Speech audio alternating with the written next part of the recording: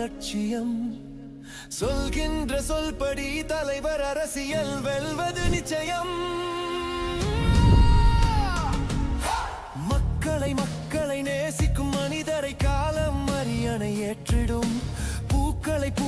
போகின்ற பாதையில் புதுவையின் சாலைகள் தூவிடும் எல்ஜேகே எல்லாம் நம் நன்மைக்கே எல்ஜேகே எல்லாம் நம் நன்மைக்கே